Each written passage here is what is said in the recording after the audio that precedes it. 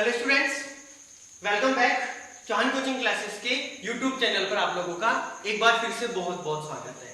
तो आज हम लोग डिस्कस करने वाले अपने क्लास 12 का केमिस्ट्री का पार्ट नंबर 7। इससे पहले हम लोगों ने 6 पार्ट कंप्लीट कर दिए। यदि कोई स्टूडेंट इस चैनल के ऊपर पहली बार आया है तो वो चौहान कोचिंग क्लासेस की प्लेलिस्ट में जाए, वहां पर सॉल्यूशन नामक जो चैप्टर है उसको सेलेक्ट करें और पीछे वाले 6 वीडियोस भी आप लोग कंप्लीट तरीके से चेक करते हैं। तो वापस उसी एंटरटेनमेंट के साथ में, उसी मजे के साथ में आज के टॉपिक को स्टार्ट करने वाले हैं लोग, राइट। तो आज के टॉपिक में अपने पास टॉपिक है हेनरी के नियम के अनुप्रयोग, यानी कि हेनरी का जो रूल हम लोगों ने डिस्कस किया था इससे पहले वाले पार्ट के अंदर। यदि किसी स्टूडेंट इससे पहले वाला पार्ट नहीं देखा है तो आई बटन में इसकी लिंक है, आप लोग वहां से प्लीज हेनरी का जो नियम उसको कंप्लीट तरीके से चेक कर ले, राइट। ओके, तो आज हम लोग क्या करेंगे, हेनरी के जो नियम उसके जो एप्लीकेशंस है उसके एप्लीकेशंस को कंप्लीट तरीके से डिस्क्राइब करने वाले हैं कि हेनरी के नियम का अपनी डेली लाइफ के अंदर यूज करते हैं तो कहां करते हैं, ठीक है। तो अपने लिए टॉपिक वैसे बहुत ज्यादा इंटरेस्टिंग है क्योंकि यूजेज यानी उपयोग तो वैसे भी बहुत ज्यादा इंटरेस्टिंग अपने लिए वैसे भी होती है। तो आज का टॉपिक अपन लोग डिस्कस करेंगे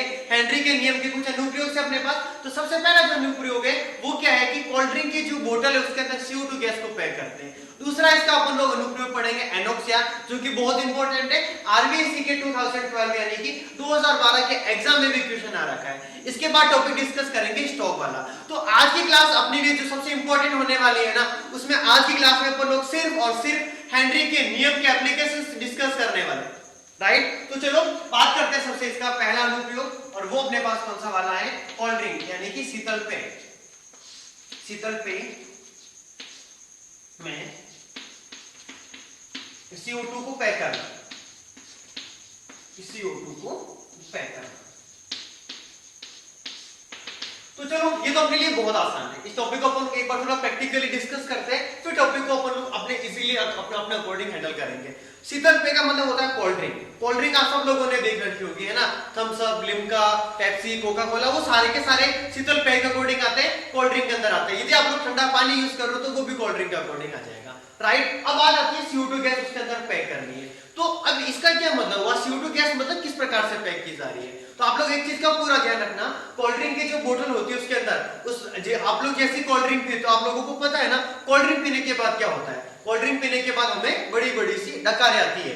डकार को समझते हो ना आप लोग, राइट। ओके, तो कोल्ड ड्रिंक पीने के बाद क्या होता है, डकार आती है। तो डकार के बाद जो गैस निकलती है ना, वो गैस कौन सी निकलती है, CO2 गैस। जिस गैस को हम लोगों ने कोल्ड ड्रिंक की बोतल के अंदर पैक कर रखा था वही गैस निकलती है। अब उस कोल्ड ड्रिंक की बोतल में CO2 गैस को पैक क्यों किया जाता है, राइट। तो आप लोग ध्यान रखना कि हमें यदि कोल्ड ड्रिंक को, यदि हमें शीतल पेय को अधिक समय तक सुरक्षित रखना है तो उसके अंदर कौन सी गैस को पैक किया जाएगा, कार्बन डाइऑक्साइड गैस यानी CO2 गैस को उसके अंदर क्या किया जाता है, अधिक दाब के अंदर पैक किया जाता है। तो प्रत्येक बोतल को अपन लोग क्या करते हैं, प्रत्येक बोतल को जब पैक किया जाता है तो उसमें पहले क्या करते हैं, CO2 गैस को मिक्स करते हैं और उसके बाद उसकी जो अपने पास कंप्लीटली उसकी जो पैकिंग उसको एडजस्ट कर दिया जाता है, ठीक है। तो आप लोग अपन लोग चेक करते हैं इसमें हेनरी के नियम का यूज करेंगे वो किस प्रकार से करने वाले। तो बात करते हैं हेनरी का नियम होता क्या है। हेनरी का नियम क्या होता है, यदि अपने पास टेम्परेचर कांस्टेंट है यानी स्थिर ताप है, तो स्थिर ताप के ऊपर गैसों की द्रवों में जो विलयता होती है, गैसों की द्रवों में, बात समझ पा रहे हो आप लोग, यानी कि जो गैस है ना वो किस में जाके विलय होने वाली है, द्रव में जाके विलय होने वाली है। तो गैसों की द्रवों में जो विलयता होती है वो अपने पास क्या होने वाली है, उसके दाब के समानुपाती होने वाली है। यस, क्या होने वाली है, दाब के समानुपाती होने वाली है। मैंने वहां पे आप लोगों को ट्रिक तक बताई थी, मैंने ट्रिक क्या बताई थी आप लोगों को, यस, M समानुपाती P।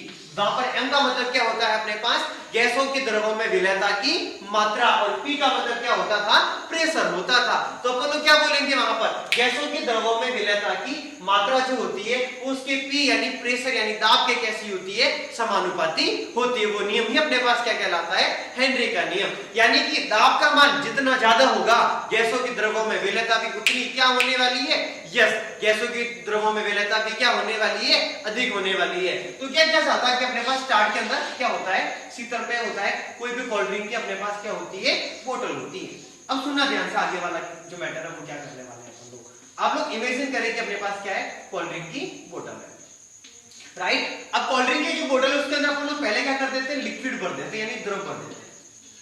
इसमें पहले क्या भर दिया जाता है, द्रव भर दिया जाता है। फिर ऊपर से पिस्टन की सहायता से, ऊपर से किसकी सहायता से, पिस्टन की सहायता से पिस्टन की सहायता से क्या करते हैं, इसके ऊपर दाब लगाते हैं। क्या लगाते हैं, दाब लगाते हैं। गैस को पहले इसके अंदर भर दिया जाता है। कौन सी वाली गैस को, CO2 गैस को। अब ये CO2 गैस क्या होती है, जाकर के इस लिक्विड के अंदर, इस द्रव के अंदर क्या होने वाली है, विलय होने वाली है। तो अब ये CO2 गैस इस लिक्विड में किस प्रकार से विलय होगी, तो अपन लोग क्या बोलेंगे, हेनरी के नियम के अनुसार। तो हेनरी के नियम के अनुसार क्या करते हैं अपन लोग, द्रव मिक्स कर दिया, CO2 गैस को मिक्स करा दिया अंदर, फिर पिस्टन की सहायता से उसके ऊपर प्रेशर लगाते हैं, उसको प्रेशराइज किया जाता है और दाब का मान जितना ज्यादा होता है उस अपने पास द्रव के अंदर जो CO2 की जो विलयता होती है वो भी क्या हो जाती है, अधिक हो जाती है। और इस प्रकार से दाब का मान जितना ज्यादा रखेंगे, द्रवों के अंदर CO2 की मात्रा, कार्बन डाइऑक्साइड गैस की मात्रा उतनी क्या होने वाली है, यस क्या होने वाली है, अधिक होने वाली है। तो उसकी मात्रा जैसी अधिक हो जाएगी तो अपन लोग क्या बोलेंगे कि यहाँ पर गैसों की जो अपने पास द्रवों में विलयता क्या हो चुकी है, अधिक हो चुकी है। और विलयता जितनी ज्यादा होती है, यानी CO2 गैस लिक्विड के अंदर जितना ज्यादा विलय होने वाला है, वो द्रव क्या रहेगा, वो अपने पास लिक्विड यानी वो कोल्ड ड्रिंक अपने पास क्या रहने वाली है, अधिक समय तक सुरक्षित रहने वाली है। इसीलिए जितनी भी कोल्ड ड्रिंक की बोतल्स के अंदर CO2 गैस पैक करते हैं, उसके अंदर कौन से रूल को फॉलो करते हैं, तो हेनरी लॉ को फॉलो कर देंगे। बात समझ में आ गई सबको अच्छे से, राइट। तो प्लीज एक बार फटाफट आप लोग इसके स्क्रीनशॉट ले लें। वैसे इसके अंदर इतना कुछ खास है नहीं, लेकिन फिर भी ले लें अपन लोग। फिर इसके बाद अपन लोग डिस्कस करेंगे इसका आगे वाला टॉपिक।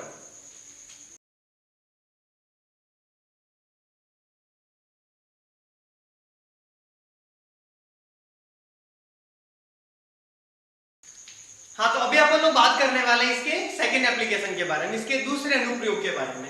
इसका दूसरा अनुप्रयोग है एनोक्सिया। दूसरा अनुप्रयोग कौन सा वाला है, एनोक्सिया। ये बहुत इंपॉर्टेंट टॉपिक है।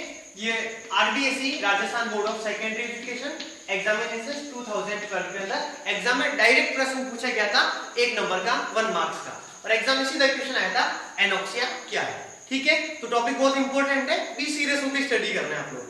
ठीक है, तो आप लोग प्लीज पूरा का पूरा फोकस अपना बोर्ड के ऊपर कंसंट्रेट रखें और वीडियो को आप लोग बहुत अच्छे से चेक करें। आप लोग यहाँ पर फील करें कि हम लोग वास्तविकता के अंदर क्लासरूम के अंदर बैठ के स्टडी कर रहे हैं। बात समझ में आ रही है सबको अच्छे से, ठीक है। तो चलो अपन लोग बात करते हैं एनोक्सिया के बारे में। तो देखो एनोक्सिया के बारे में कुछ अपन लोग टॉपिक डिस्कस करने से पहले सबसे पहले बात करते हैं एनोक्सिया क्या। तो एनोक्सिया एक प्रकार का रोग होता है, एक प्रकार का रोग होता है। बात समझ में आ गई अच्छे से, एक प्रकार की डिजीज है ये, एक प्रकार का रोग है। अब ये रोग किसके अंदर पाया जाता है, तो आप लोग ध्यान रखना, जो अधिक ऊंचाई के ऊपर रोग जो लोग है वो रहते हैं, जैसे बहुत ऊंची पहाड़ी है, पहाड़ी के ऊपर यदि कोई लोग रहते हैं ना, तो उनमें कौन सा रोग पाया जाएगा, एनोक्सिया पाया जाएगा। यदि कोई पर्वतारोही है और यदि वो क्या करता है, पर्वत के ऊपर चढ़ता है, तो उस व्यक्ति में भी कौन सा वाला रोग हो सकता है, एनोक्सिया रोग हो सकता है। बात समझ में आ गई अच्छे से। तो आप लोगों को सबसे पहली बात क्या ध्यान रखनी है कि एनोक्सिया एक प्रकार का रोग होता है। किसमें पाया जाता है, तो आप लोग क्या बोलोगे, अधिक ऊंचाई के ऊपर रहने वाले जो लोग है वो, या पहाड़ियों के ऊपर रहने वाले जो लोग है उसके अंदर,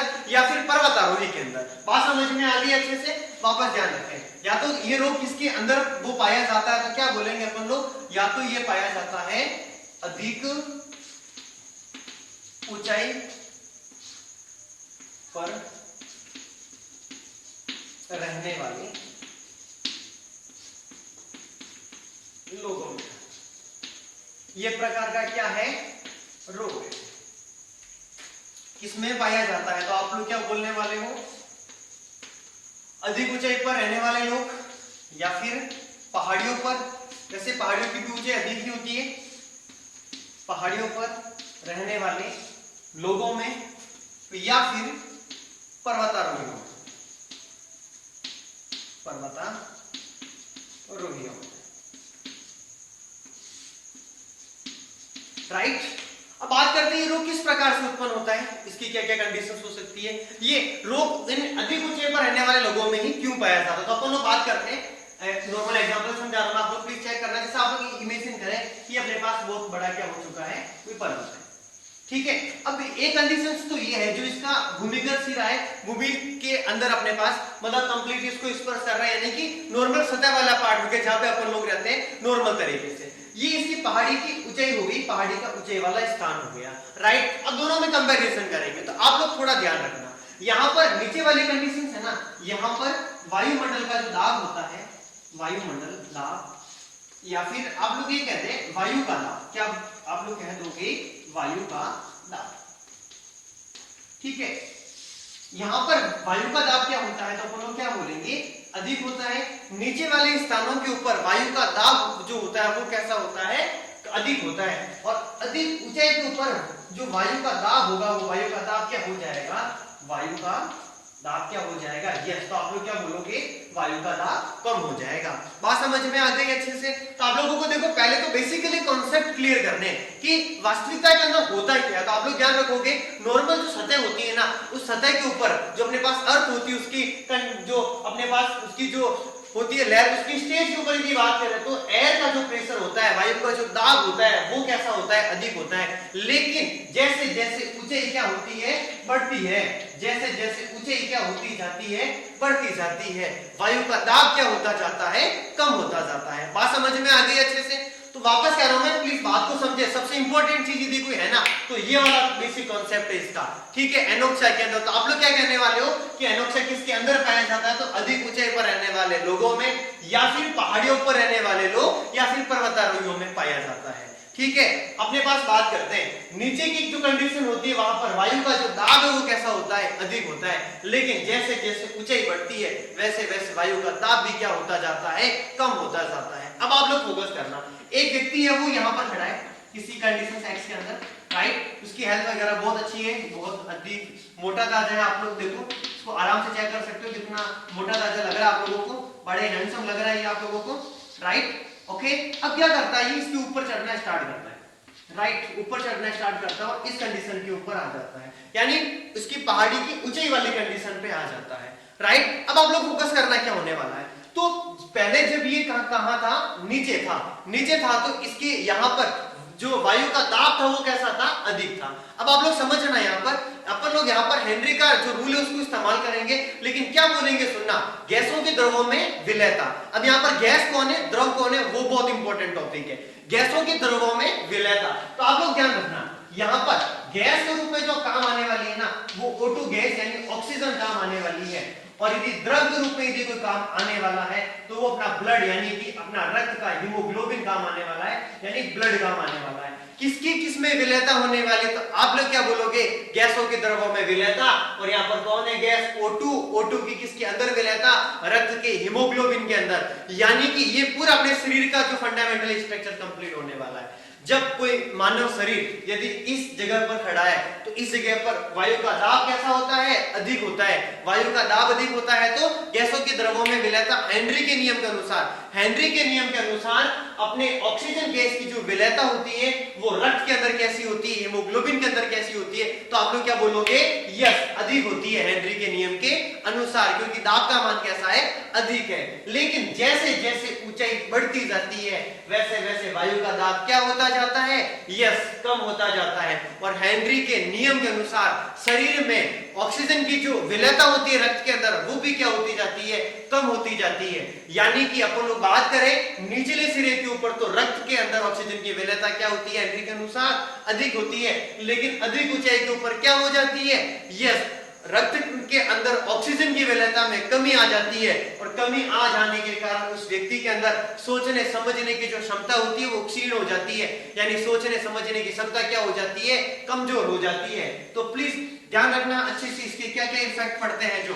तो सबसे पहला जो इफेक्ट पड़ेगा वो क्या पड़ने वाला है, यस, तो क्या बोलेंगे अपन लोग, सोचने व समझने की क्षमता क्या हो जाती है, तो क्या बोलेंगे अपन लोग, यस, कम हो जाती है। दूसरी बात, मांसपेशियां कमजोर हो जाती है। मांसपेशियां क्या हो जाती है, कमजोर हो जाती है।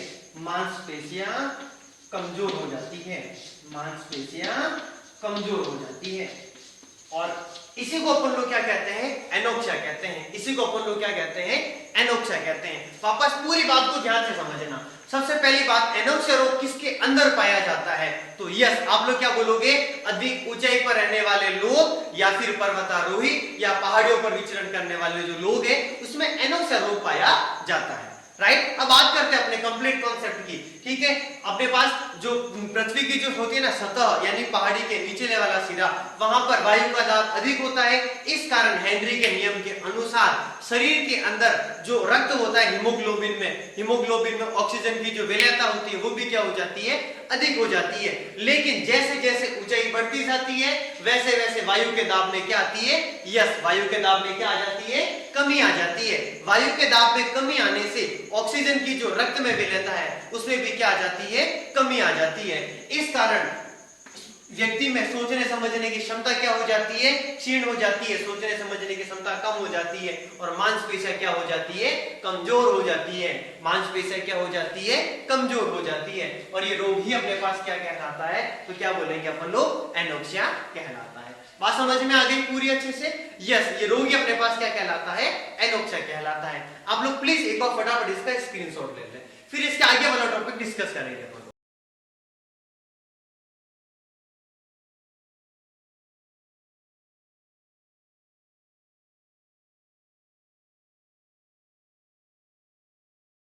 हेलो स्टूडेंट्स, तो हम लोगों ने हेनरी के जो नियम है, हेनरी जो लॉ है, उसके अपन लोगों ने 2 एप्लीकेशंस कंप्लीट किए। फर्स्ट अपन लोगों ने कौन सा एप्लीकेशन कंप्लीट किया था, राइट। तो फर्स्ट हम लोगों ने पढ़ा था शीतल जो पेय होता है उसके अंदर CO2 गैस को कैसे भरा जाता है। और इसके बाद में अपन लोगों ने सेकंड एप्लीकेशन जो पढ़ा, वो सेकंड एप्लीकेशन क्या था, वो था अपने पास एनोक्सिया। और वो एनोक्सिया वाला जो क्वेश्चन है ना, वो 2012 के अंदर RBSE यानी Rajasthan board of secondary education examination में तक पूछा गया, राइट। और इसका लास्ट एंड फाइनल जो अपने पास तीसरा जो एप्लीकेशन है, थर्ड एप्लीकेशन, वो अपने पास कौन सा, स्टोकिया बैंड्स, उसको डिस्कस करने वाले हैं। तो देखो, जब हम लोगों ने एनोक्सिया डिस्कस किया था ना, तो अपन लोग पहाड़ी पे चढ़े थे। और जब अपन लोग स्टॉक बैंड्स वाला जो डिस्कस करेंगे ना, तो हम लोग क्या करने वाले कि किसी समुद्र में कूदने वाले। बात समझ में आ गई अच्छे से? देखो, यहाँ पर आप लोगों को बात है ना समुद्र वाली करनी है, राइट ना। आप लोगों को यहाँ पर यदि मैं कह दूं ना कि कूदना है, तो किसी तालाब में, किसी एनीकट में नहीं कूदना है, किसी कुएं में नहीं कूदना है, क्योंकि उनमें नॉर्मली रोग पाया नहीं जाता है। ये बात हो रही है यहाँ पर बहुत लंबे तैराक के बारे में। जैसे कोई तैराक होते हैं और वो बहुत लंबी, मतलब जैसे किसी समुद्र के अंदर कोई जो तैराक, वो क्या करने वाला है, तैरने वाला है और बहुत लंबी दूरी तय करने वाला है। तो उस कंडीशंस में वो लोग है ना, इससे इफेक्ट होने के जो चांस है ना, वो बहुत ज्यादा हो जाते हैं, यानी स्टोकिया बैंड्स। यानी एक बात समझ में आ गई होगी कि ये जो रोग पाया जाएगा ना, वो किसके अंदर पाया जाएगा, तो अपन लोग क्या बोलेंगे, यस, या तो तैराक या गोताखोर।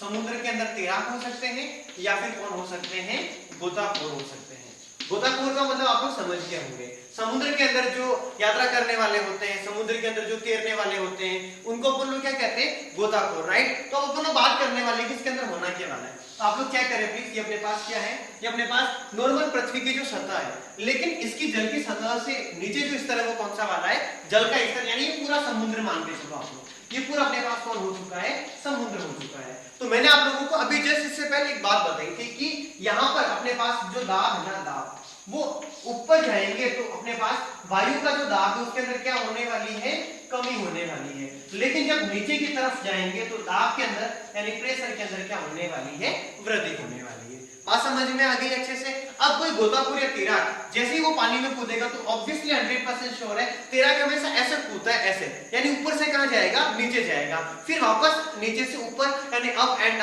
डाउन वाली कंडीशन उसके अंदर कंप्लीटली शो होती है। सब लोगों को बहुत अच्छे से पता है। क्या कभी तैराक ऐसे कूदता है क्या, बिल्कुल सीधा कूद गया और बिल्कुल सीधा ऐसे जा रहा है, या फिर ऊपर से कूदा बिल्कुल सीधा ऐसे जा रहा है, ऐसा कभी पॉसिबल नहीं है ना।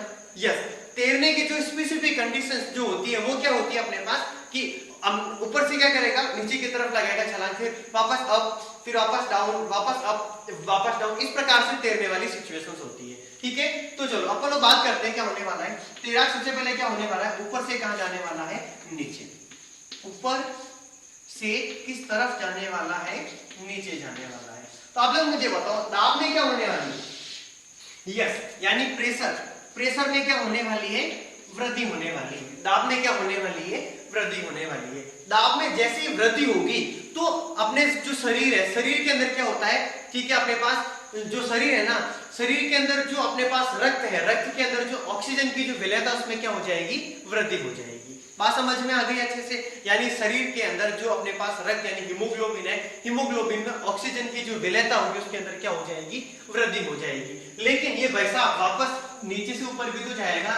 बात समझ में आ रही है अच्छे से, राइट। वापस अपने पास कहां जाने वाला है, नीचे से किस तरफ जाने वाला है, ऊपर की तरफ जाने वाला है। लेकिन जब ये नीचे से ऊपर की तरफ जाएगा तो प्रेशर यानी दाब में क्या आने वाली है, कमी आने वाली है।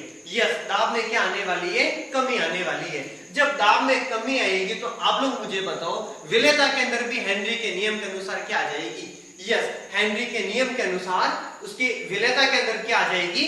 यस, कमी आ जाएगी। और जब शरीर के अंदर, प्लीज बात को समझना, जब नीचे कूदा था तो ब्लड के अंदर, हीमोग्लोबिन के अंदर ऑक्सीजन की विलेयता बहुत ज्यादा हो गई थी, क्योंकि ऊपर से नीचे की तरफ जा रहा था। हेनरी के नियम के अनुसार दाब में वृद्धि हो रही थी और दाब में वृद्धि होने से विलेयता के मान में भी क्या हो रही थी? वृद्धि हो रही थी। लेकिन जब वापस नीचे से कहां जाएगा? ऊपर जाएगा। लेकिन जब वापस नीचे से कहां जाएगा? यस, ऊपर जाएगा। तो दाब में क्या होने वाली है? कमी होने वाली है। और जब दाब में कमी होगी तो विलेयता में कमी होगी, और विलेयता में कमी होगी तो पहले जो ऑक्सीजन अपने रक्त के अंदर, हीमोग्लोबिन के अंदर विलय हो रखी थी, घुल रखी थी ना, अब वो वापस क्या करने वाली है? नाक से बाहर निकलने वाली है। क्या होने वाली है? नाक से बाहर निकलने वाली है। और आप लोगों ने देखा होगा, यदि किसी को ढंग से तैरना नहीं आता है और वो तालाब में कंप्लीट तरीके से कूद तो जाता है, लेकिन जब वापस ऊपर की तरफ आता है तो आप लोगों को पता होगा उसके नाक से, मुंह से पानी निकलने लगता है, गैसें बहुत तेज गति से बाहर निकलने वाली हो रही है। ठीक है, तो वो कंडीशन ही स्ट्रोक वाली है। बात समझ में आ गई अच्छे से? यस, वो कंडीशन ही कौन सी वाली है? स्ट्रोक वाली है। और इस प्रकार से इस रोग को अपन लोग क्या कहते हैं? स्ट्रोक कहते हैं। और यदि इसी प्रकार से यदि स्ट्रोक वाला रोग यदि बहुत ज्यादा ताकतवर हो जाए तो कभी कभी कंडीशन ऐसी हो जाती है कि रक्त वाहिनियां तक फट सकती है। और यदि इस प्रकार से कंडीशन ज्यादा प्रभावी हो जाए ना तो व्यक्ति की मृत्यु तक हो सकती है। तो ये अपने पास क्या कहलाता है? स्ट्रोक कहलाता है। अब यदि व्यक्ति को स्ट्रोक से बचना है तो वो क्या करेगा? बात समझ में आ रही है? यदि व्यक्ति को स्ट्रोक से बचना है तो वो क्या करेगा? तो वो क्या करता है कि अपने साथ में श्वसन किट लेके जाता है। आप लोगों ने बहुत बार देखा होगा कि जो तैराक होते हैं ना, कभी वो सिंगल तरीके से नहीं कूदते, वो अपने साथ में क्या करते हैं? पीछे एक जो है ना श्वसन किट लगा के जाते हैं। बात समझ में आ रही है? वो अपने पास पीछे क्या लगा के जाते हैं? श्वसन किट लगा के जाते हैं। और श्वसन किट लगाने से क्या होता है? उस श्वसन किट के अंदर कौन कौन सी वाली गैसें भरी होती है? H2 plus O2 plus N2, तीनों गैसों का क्या भरा होता है? मिश्रण भरा होता है। किसके अंदर? तो क्या बोलेंगे अपन लोग? यस, श्वसन किट के अंदर। श्वसन किट के अंदर क्या होता है? H2 plus O2 plus N2 यानी डाइहाइड्रोजन, डाइऑक्सीजन और डाइनाइट्रोजन गैस का क्या होता है? मिश्रण भरा होता है। इस वजह से व्यक्ति को स्ट्रोक वाली समस्या से क्या हो जाता है?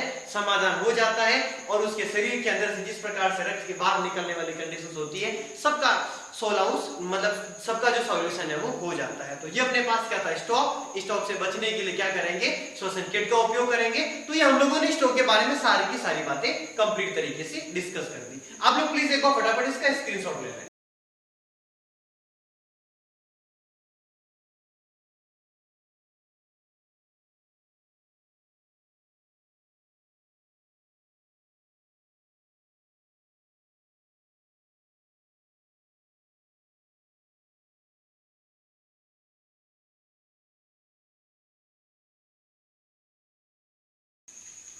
हाँ, तो आज हम लोगों ने डिस्कस किया एप्लीकेशंस ऑफ हेनरी लॉज यानी हेनरी के नियम के अनुप्रयोग। हेनरी के नियम के हम लोगों ने 3 अनुप्रयोग पढ़े। पहला अपन लोगों ने कौन सा पढ़ा? शीतल पेय में CO2 यानी कार्बन डाइऑक्साइड गैस को भरना। दूसरा अनुप्रयोग कौन सा वाला पढ़ा था? एनोक्सिया। और तीसरा कौन सा पढ़ा? स्ट्रोक पढ़ा। राइट, तो आज की क्लास को हम लोगों ने बहुत ही अच्छे से कंप्लीट तरीके से विद एग्जांपल्स कंप्लीट तरीके से डिस्कस किया। राइट, तो आज की क्लास में हम लोग यहीं तक डिस्कस करेंगे। वापस मिलते हैं अगली क्लास के अंदर। तब तक के लिए सब लोग हंसते रहें, मुस्कुराते रहें और देश की तरक्की में अपना योगदान दें। जय हिंद, वंदे मातरम।